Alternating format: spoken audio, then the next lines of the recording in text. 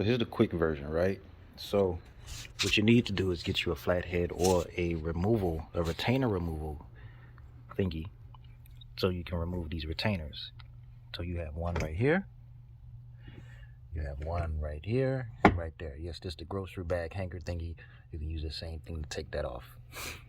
Once you take that off on both sides, you come right here, take one off right here, and another one off right there. If you want, you can take off that third one and give yourself more room.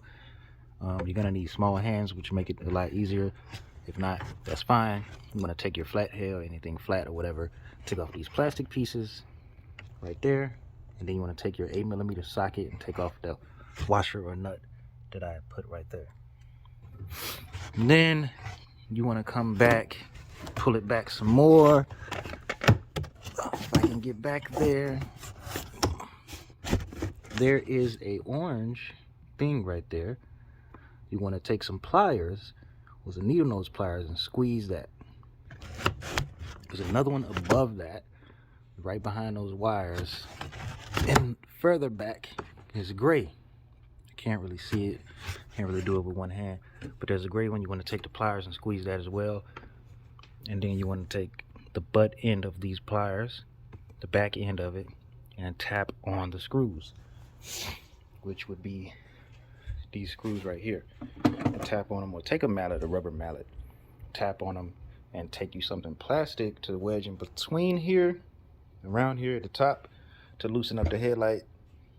You want to be very careful because they are delicate, but obviously you're going to loosen it and loosen it with the mallet and whatever tool you want to use, just not to crack the tail light or mess up your paint. Then eventually you'll have enough. Do not pull on this. You can pull on this a little bit, but even this plastic piece, this black plastic, is delicate.